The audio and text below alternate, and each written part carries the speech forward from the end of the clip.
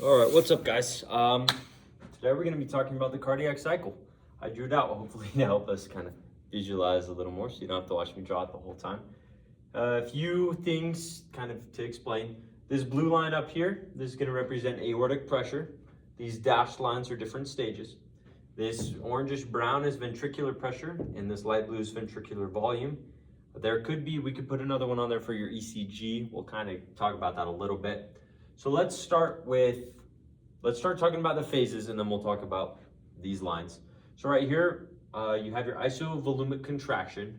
At the start of isovolumic contraction, what's happening is your AV valves close, your tricuspid, your bicuspid valve, preventing the flow of blood from the aorta, from the atria to the ventricles. This is gonna happen, those are gonna close as soon as the pressure in the ventricles becomes higher than the pressure in the atria, because blood is gonna go from high to low pressure. And once those close, it kind of snaps shut like that, creates a little like ripple through the heart. That's going to be your lub sound that you're, it's also called S1. Once the AV valves are closed, before your aortic valves open, the heart starts to contract. The ventricles start to contract from the bottom up, remember? And that's called isovolumic contraction, because even though we're contracting, the volume is staying the same. Once the pressure in the ventricles becomes enough, the aortic valves are going to open, allowing blood to go from the heart to the rest of the body. If you're talking about the aortic semilunar valve, if we're talking about, it's going to go to the rest of the body. You'll also go to the lungs if you're talking about the right ventricle. That's that stage, ejection. You then have isovolumic relaxation. Once your aortic valves close, same thing, they're going to snap shut, preventing the backflow of blood. You're going to hear your dub sound, also called your S2. Isovolumic relaxation is after the aortic valve closes, before your AV valves open again. So it's your heart's relaxing, but no change in volume. Then you have your rapid inflow. Once your AV valves open, they open because the pressure in your ventricles is less than the pressure in your atria. Blood's going to go from your atria to your ventricles with no contraction. It's just kind of passively flowing in there. So you have your rapid inflow, you have your diastasis, same thing.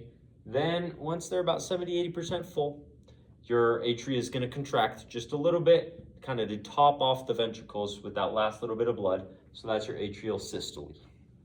Now let's explain these lines. So if we look at aortic pressure is going to come as soon as isovolumic contraction occurs.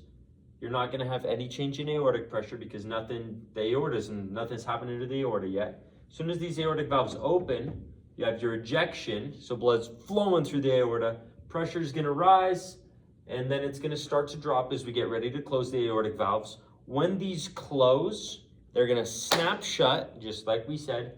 That snap is going to cause just a little flare of pressure, creating what is called the dicrotic notch, that little bump right there. It's going to bump, and then it's going to start going down again. Your pressure is decreasing in the aorta, and it's not going to increase until we open up our aortic valves. First we have our atrial systole. It's going to increase a little bit, it's going to go all the way down, and then I think I drew that wrong. And then it's going to increase once we hit ejection on the repeat. This orangish brown ventricular pressure, you're going to come, it's going to start to go up as soon as your AV valves close, because remember, isovolumic contraction, the heart's starting to contract, so the ventricles are contracting even though volume's not changing. That's going to cause an increase in pressure. The valves are going to open, the ventricles are doing all the contraction, so pressure's increasing, then it starts to decrease. During relaxation, it keeps decreasing. Then during the inflow of blood, the ventricles aren't doing anything, so it kind of plateaus a little bit. It's going to plateau all the way till the next ejection, or till the next isovolumic contraction, I guess I should say. Ventricular volume, we're talking about the amount of blood in the ventricles.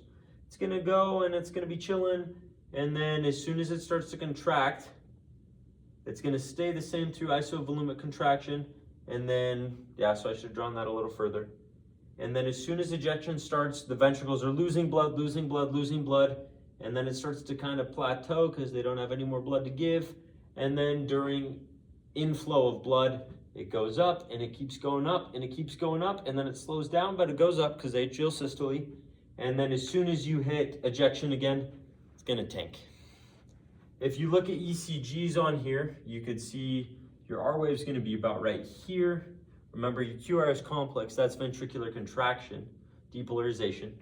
So it's gonna be right around here. You're gonna have your Q wave just a little before, because that's the start of contraction.